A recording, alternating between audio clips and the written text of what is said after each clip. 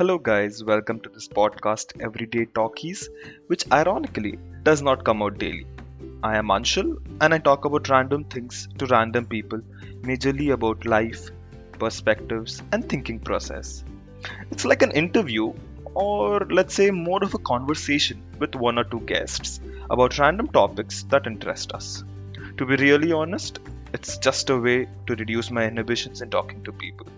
So come join me and enjoy.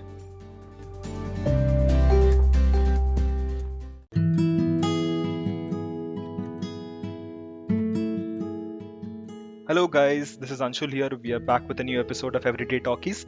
I have with me my cousin back again. I could not find any new guests, so he has volunteered to save me in this crisis. I'll quickly give him the platform to introduce a new name for himself. We'll not keep repeating names because that becomes boring. We want to learn about new people, about new things. Why not I shut up and give him the platform to talk about the new name that he has selected and why does that person or fictional character inspires him. Hi Anshul, thank you for introducing me again. I just have a question. I used to be your first choice for the podcast, so have I become the last choice for your podcast now? No, you, I think, are obviously my first choice for anything. Don't worry. You'll always be my first choice for the podcast. And probably last choice as well in some cases, when I don't have any guests, I will have to fall back on you. So probably it satisfies both the requirements. I was just kidding. I was just breaking the ice because I'm quite anxious for today's episode. Because I don't know if I'll be doing justice to the person I'm thinking of using his name. So for today's episode, you can address me as Noah. And Noah, not because of the Christian mythological figure who kind of saved every species by creating an ark in a boat or something like that and giving shelter to a pair from all the species and saving Earth. Something like that happened in the Christian mythology. So I'm not using Noah because of that. I'm using Noah because of Yuval Noah Harari. He's a very proclaimed author and a very renowned professor. He is basically a historian. Before reading his books, my perspective about historians were quite different. I used to believe that historians go to ancient sites and they dig up, kind of manage the digging of artifacts from ancient times, and they study those artifacts and try to figure out things. So you confused historians with archaeologists. Exactly. So after reading his books, I learned what his historians actually are. They indulge themselves into history and try to figure out how things went so that they can come up with for solutions to the problems which are happening in the present as well as in the future. So that is why I chose his name for today's podcast, because I have no words to describe him anymore. So how about we talk about the books that have inspired both of us? I think I read his first books 3 years ago maybe, and I was actually when I was reading that book, it took me a long time to complete that book because each and every line and every page was filled with so much of information and knowledge and perspectives and ideas that you had to give the time if you wanted to do justice to the book. So your perspectives about things change a lot. Okay, just to interject, both of us know about the name of the book, but for the listeners, it's Sapiens by Yuval Noah Harari. I'm so blown away by him that I don't even remember to mention the name of the book. So recently I was reading his book Homo Deus, and even you were, and there was this chapter we both found very interesting, and we discussed in such details about that chapter. Yes, that was Homo Deus Time Bomb in the Lab. So it's quite scary of a chapter, but it gave me a great insight on human mind, concepts of free will, and human evolution as a whole, on how we think about certain things. And overall, just not about this chapter, but overall about the book Sapiens or Homo Deus, it's an amazing read for anybody to have insightful thought about their life, human evolution, their past, their future, and how humans react in these situations of crisis, because he has addressed many aspects of human life over the course of his books, and it's an amazing read. So a good recommendation for anybody. But let's not delve into that and come back to the chapter that we were discussing, Homo Deus, Time Bomb in the Lab. It really intrigued us, and we spent hours discussing this topic while on a call, and we thought, why not just record it as an episode of the podcast and discuss it with the listeners, just bring out our views on what Noah has written in this book. Just to give a flavor of what this chapter contains, I'm going to ask you a few questions. What do you do when you edit the podcast which you record over the call? What are the steps which you have to do? So my secret sauce, though not professional by any means, is basically what I do is I take the recording, clean up all the background noise, I edit it in certain ways where, kind of removing the filler words that we use most often, because it sometimes becomes annoying. And obviously, when we record, we think and then we talk. There are long pauses, which don't really suit when somebody's listening to an intriguing conversation. So they want a constant flow of information. So I try to remove long silences and try to keep a coherent system. Sometimes we speak which are not correct at all. So I have to, do a fact check and then remove those aspects or give a disclaimer at the end that we are no means by any experts. So take it with a pinch of salt. So obviously, yeah, there are a few things that I need to consider, before releasing it out to the public. Though again, it's a normal conversation between two people. But obviously, whenever you're putting something out for everybody to listen, it has to be true. It should not in any way spread false news. It's just our opinions based on some facts. So yeah, that's about it. So I asked you that question because there's this experiment which is being mentioned in the book. What actually happens is, in our mind and in our brain, there are a lot of noises which are popping up at all the time. Some noises are very conflicting, and like we can call them background noises. So like when we are trying to focus on a task, for instance, maybe write a book or watch a movie, some other thoughts will try to take that space and that will try to come up, and we are not being able to focus on the task which is at hand. So scientists are developing novel techniques and ways in which they can clean those background noises in your brain so that you are focused on one task at that particular moment, and you can perform those tasks with much more efficiency and much more precision, if you want to say. Do you want to describe that experiment, because even you read the book and I'm sure you can guess which experiment I'm talking about? Yeah, I think you're talking about Sally, the journalist, Right. from New Scientist. Yeah, that's actually a cool experiment. When I was reading the book, basically this is journalist who was interviewing a group of scientists, I think mainly from the military. They have designed a battlefield simulator where there are terrorists all around, virtual terrorists, and you have a sniper in your hand and you want to kill them. So it's basically a video game of sorts. But they have a transcranial helmet. Too many jargony words, but it's basically something which calms you, which shuts off your background noise, as you clearly mentioned. So what was done, there was a control experiment. That is, she just went in the experiment with just a gun, killing virtual terrorists. Her accuracy was not at all great. She was nervous. Obviously, when you're abruptly put into a scenario of such kind, there are some hesitations. You think twice before pulling the trigger. I understand this is not a real world scenario, but the simulator was very real. It was, I think, better than a VR situation. So it felt very real. So those are the mental thoughts that go behind, and I think that is what the book said, where she was facing. And so the accuracy was not that great, but yeah, she managed to do quite okay-ish. Now for the important part of the experiment, she went for the experiment again, but with a small change. They placed a transcranial helmet on her head. Now, when she went with that helmet inside the battlefield simulator, she was absolutely calm. She had great trigger fingers. She was killing all the terrorists with absolute accuracy.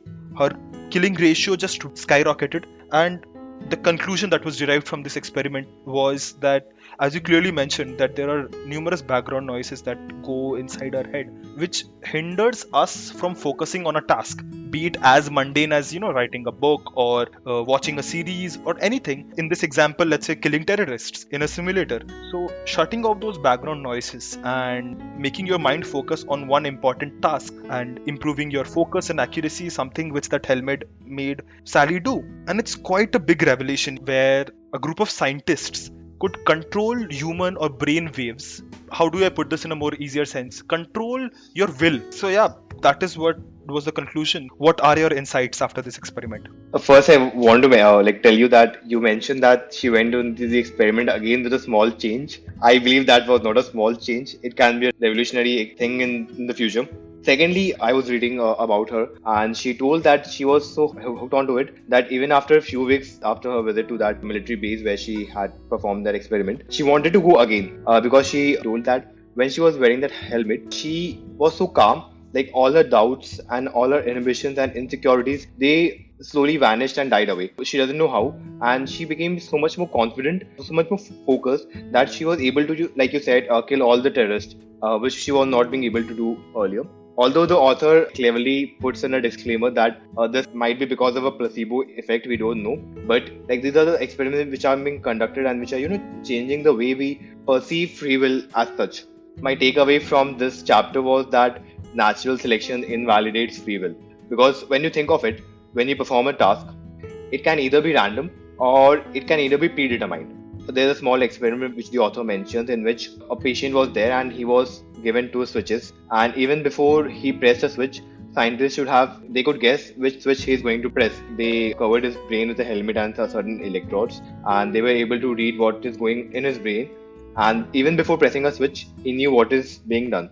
Like that tells you that there's no such thing as free will. Like if I relate natural selection with free will, as most of the people might be aware of what evolution is, what happens in evolution is that the traits which helps you survive gets passed on. So like if you have a free will, you can choose to do whatever you want to do. So if you believe in natural selection, that means that you are doing those things because those traits helped you survive, and you are repeating those same traits, and that is being passed on to your future generation. In that way, you are not having any free will. You know, the code for those were already written millions of years ago, and that is being passed on. Yeah, like he sums it up basically that the reasons for us doing anything is based on these three factors: genetic makeup, evolutionary pressures, or chance mutations. We have radioactive elements in our body which react with atoms decay at random rates, which might lead to a firing of a neuron at a random position and make us take a decision. And as you clearly mentioned, they have done experiments on human beings that even before taking a decision is actually formed in the brain from few milliseconds to a second in advance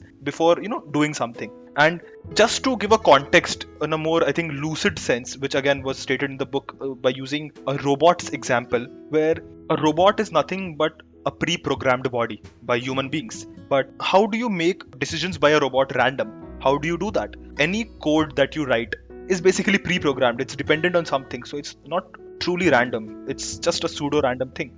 Again, a thought experiment here. What if the CPU of the robot was linked to a radioactive uranium substance? So radioactive U-35 atoms decay at random rates. Now that is a truly random nature's thing. So what if those random decays led to a decision made by the robot? So if, say, at a given amount of time, even number of uranium atoms decay, then he'll take the decision right or yes. If an odd number of atoms decay, then he'll take the decision no or left. Now the decisions made by the robot is actually truly random. But can you say that it is free will? Absolutely not. Because ultimately he himself or it himself, whatever, the pronouns are confusing me here, but cannot take any decisions because it is based on an external stimuli or an internal stimuli in this matter. I think that same thing applies for a human. If you think humans as a shell for our brains, which are reacting nothing but to the external stimuli that is happening in an environment, or the code which is inscribed in us in our DNA, which is evolved from natural selection, as you clearly stated, and removes the meaning of free will. It does. There are various parts in the book when promoting free will and individualism was actually beneficial for the people at large, for the economy, for the politicians, for society to function more effectively. Like you needed manpower to go to wars or run machines in the factory. So for that, having a free will and a sense of individualism was important, because if you didn't ascribe those values to an individual, they won't be able to relate that well to the task which they are doing.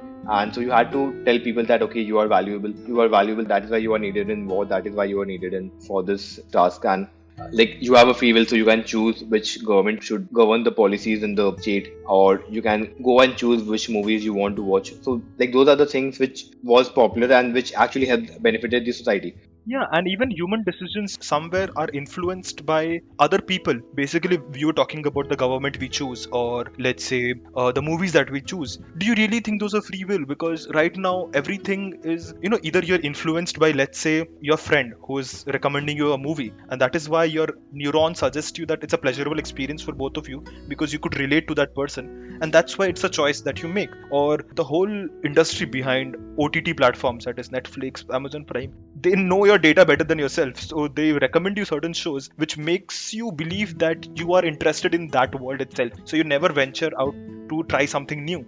So if you like sci-fi, you are only shown sci-fi recommendations, and that is where you live in, or beat any other genre for that matter. And the concept of doubting free will actually has practical implications as well, where if you doubt free will, if you think that free will is non-existent, then you can modify human brains with, let's say, genetic engineering or brain stimulation or drugs to make humans do whatever they want.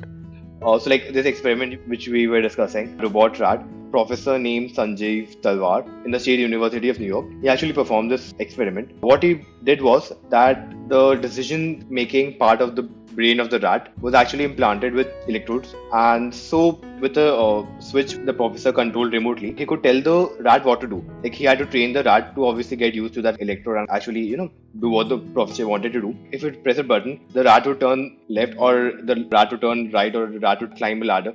A lot of animal activists actually had a dialogue with the professor that what you're doing is ethically incorrect and you should not be doing this experiment. Like, I was quite fascinated when I read the professor's argument web. So the professor mentioned that I'm not harming the rat in any way. When I actually press the button and the electrodes in the rat's brain are stimulated, they produce some electrical signals in his brain which actually makes the rat want to go left or want to go right. It basically triggers the pleasure centers of the brain for the rat, and that is why it complies with the professor.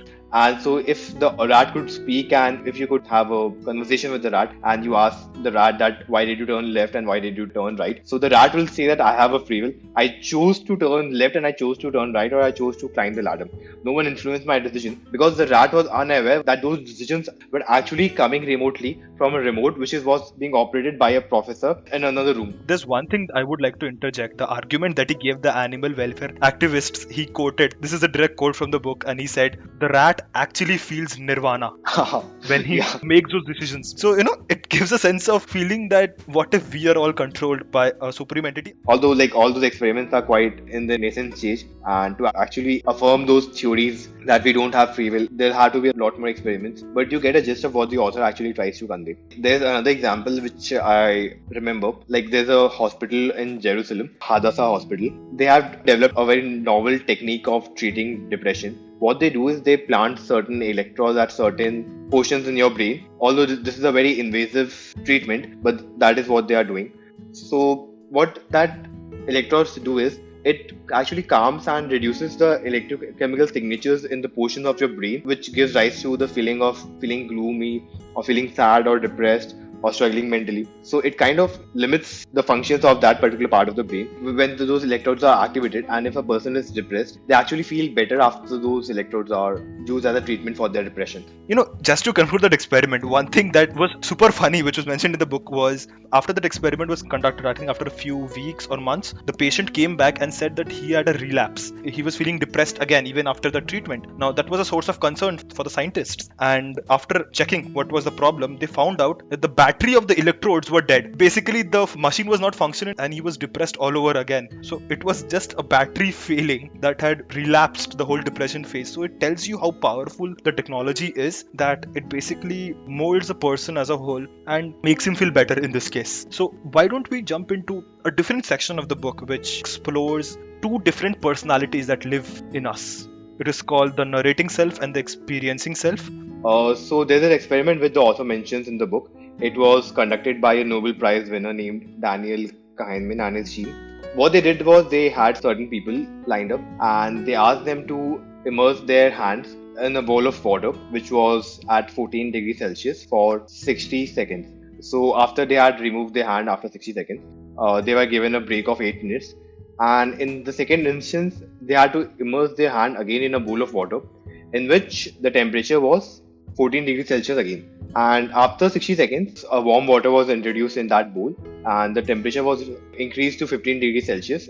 And after this was over, like in the first instance, they had to immerse their hand for 60 seconds. In the second instance, they had to immerse their hand for 60 plus 30 seconds, 90 seconds in total. They were again given a break of 8 minutes and they were asked that they'll have to choose either of the two experiments to be done again. So 80% of the people chose the longer one over the shorter one. From here, the author picks up that how there's an experiencing self and the narrating self in your brain. Like if you ask the experiencing self of you, it'll always choose the shorter one because the aggregate pain over there is limited. But the narrating self functions in a different way. It actually uses the peak end rule to recall what the experience you had. So it'll remember the maximum temperature which your hand felt while it was immersed in the bowl, and it'll remember the final temperature which your hand felt. It'll average that sensation and those feelings, like those temperatures, and try to recall which was better. For the narrating self, the longer experiment was better because the average of this was less than the average of the shorter experiment.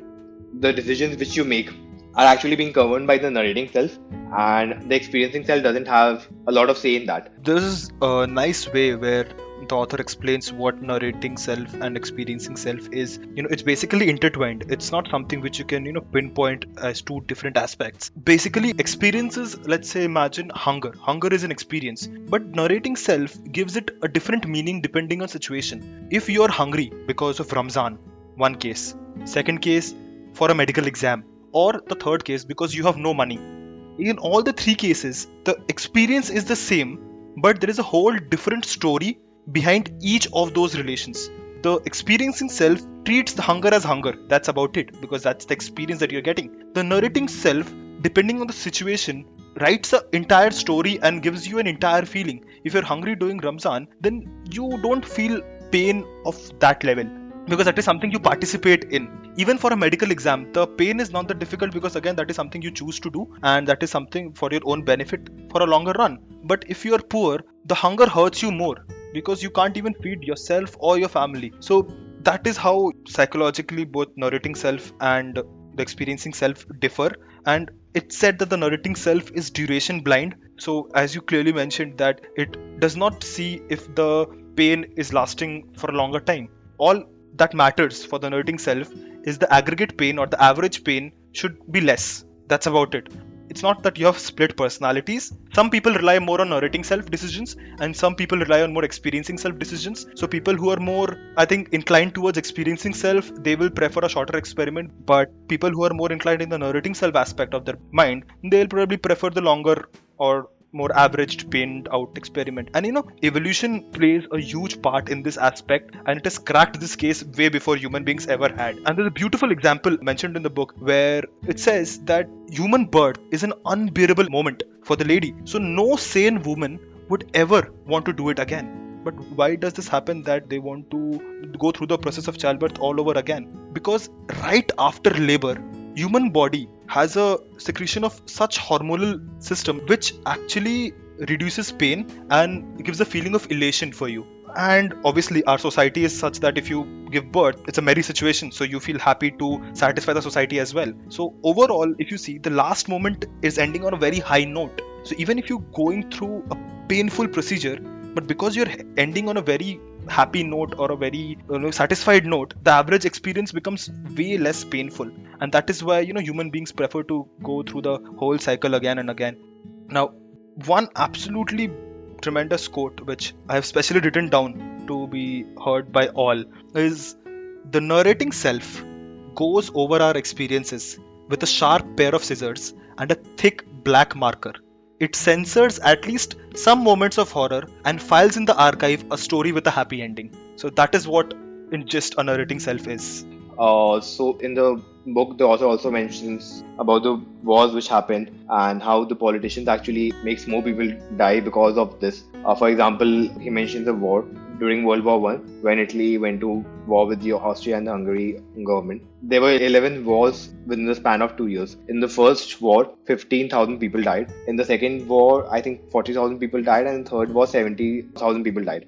So the number of people dying in the war was increasing, but more and more people continued going to the war. After the first war, had the Italian government signed a peace treaty with the Austrian-Hungarian government, so much people wouldn't have had to die. But 15,000 soldiers had sacrificed their life for the nation. So they had to ascribe some purpose or some sense of value to that. So if they told that, okay, those soldiers died in vain, now we'll sign a peace treaty. Defeats the purpose of being in war, basically. So they want ki, in Hindi we say, is maut ka badla lenge. So it's something like that. They didn't die in vain. Exactly. So there will be some reservations or apprehension from the people in Italy as well as the politicians, that they can't say that those soldiers died in vain. They can't say that. If they say that, it defeats the value of life of those soldiers. Instead, they tell that they'll take revenge of those sacrifices which were made by the soldiers, and they send more soldiers to war, and this keeps on just piling up. You're absolutely bang on how narrating self is used to justify our feelings, be it a war, be it the economic mayhem that we are. Similarly, the book also mentions about how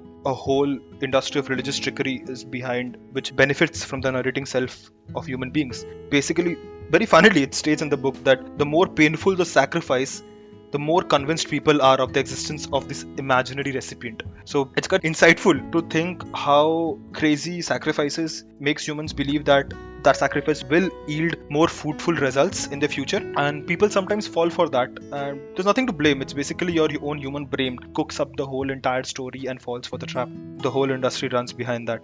So just closing thoughts, I would say, about the whole aspect of challenging free will by technology or by genetic engineering, and the aspects of narrating self and experiencing self. How do you take this as a reader, and how do you interpret this as a whole? I think this book affirms some of my beliefs and some of my thoughts which I used to have. Like I used to believe that people are governed by their evolutionary traits in some sense. Although I even used to believe in free will. Like if I'm choosing to eat pasta or pizza, that is my choice. But I think that is not my choice anymore. The choice has already been planted in my brain. Yeah, those are things that forces you to think about that. Both of us are interested in space, and humans evolved in such a way that we want to survive, and we are very adaptable to a lot of different environments. Even if our body doesn't survive in those temperatures or those conditions, we make gadgets or equipments which help us to survive in those environments. Like we have already inhabited the entire globe, and right now we are moving towards colonizing Mars and different astronomical body. Even those are governed by our inherent genetic coding, which forces us to expand. Like we don't want to settle in a particular place, we have to expand our gaze and our civilization in a sense. So yeah, that is what I believe. It's wonderful to think how you linked this to the aspect of human survival and us moving out from intraplanetary to interplanetary. Even after reading the book, where I start questioning, do we actually have free will, or does any of my decisions actually matter? I don't think so. At least for me, it does not affect my day-to-day activities. I don't know whether it should, but it just gives me something to think about in my mind, that I am a product of nothing but random mutations, genetic coding, and evolution. That's about it. I'm pre-programmed by nature to behave in certain ways.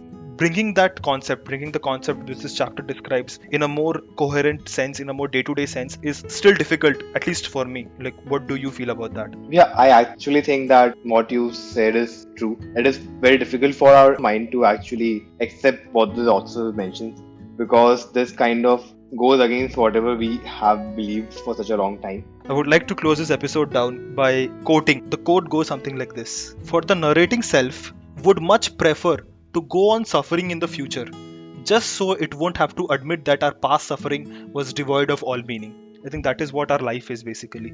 This is so true. Yeah. I can actually relate my entire life to this particular quote. I understand. Like, I think most people can, and it's something to think about at the end of the episode. But again, as always, thank you so much for being a guest in this podcast. It is always my pleasure to be a guest, and thank you for having me. I'm looking forward to our next recording, and I hope that we did justice to his book. Yeah, I'm sure we might have butchered some explanations. So people who are not satisfied or want to know more about these things, you can obviously use the internet or go by Homo Deus by Yuval Noah Harari. Absolutely an amazing read. Go ahead, read Sapiens or his new books, I think 21 Lessons for the 21st Century. Thank you so much, and I'll catch up with you all later. Bye-bye.